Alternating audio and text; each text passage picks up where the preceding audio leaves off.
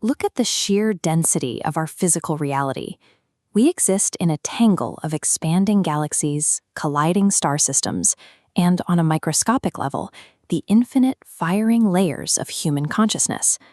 For thousands of years, observers have looked at this sprawling, chaotic mess and asked a remarkably simple question: is there a single, unifying thread connecting all of it?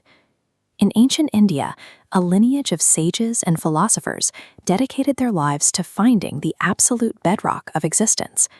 Their deep investigations didn't lead them to a mathematical equation or a microscopic subatomic particle. Instead, they traced the entirety of the cosmos down to a single foundational vibration: Om. The Chandogya Upanishad, one of the oldest philosophical texts in Hinduism, describes an explicit search for what it calls the quintessentience of the essences. Imagine taking the universe and systematically stripping away its layers. You remove physical matter, mental constructs, and the boundaries of time itself until you hit the absolute core. The sages documented the singular element remaining is the single syllable Om. The Upanishads identify this syllable as the very substance that forms all reality, existing as the divine presence within every object.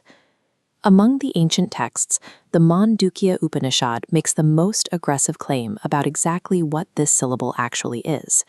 It states directly that everything that has ever existed, exists right now, or will exist in the future, collapses into the syllable Om.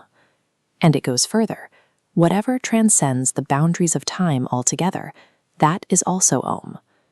The Mandukya presents Om as the literal substance of the universe, rather than a symbolic title.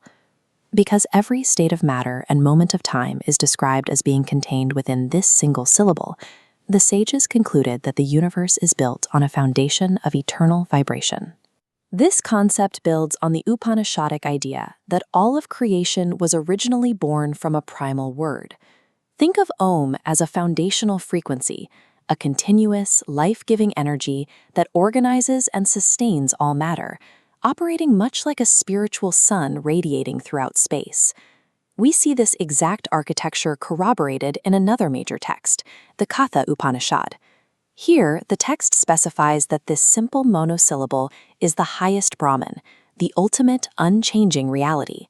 It acts as the primeval being and the supreme support structure holding all of existence together. If Om is the underlying architecture of the cosmos, it is simultaneously the ultimate technology available to humans to interact with that cosmos. So how did the ancients actually apply this cosmic theory in practice? The Upanishads provide a highly specific mechanical analogy. Om operates as a spiritual bow. Your own individual consciousness is the arrow, loaded into the string under high tension. The target you are aiming at is the absolute, the very heart of reality. By sitting in meditation and intoning Om, you pull back the string of your mind and fire your awareness directly into the infinite. The Upanishads describe this as an active, precise technology designed to pierce straight through the illusion that you are separate from the universe. When that arrow hits its mark, a distinct transformation occurs. You cease to be an isolated person simply making a sound.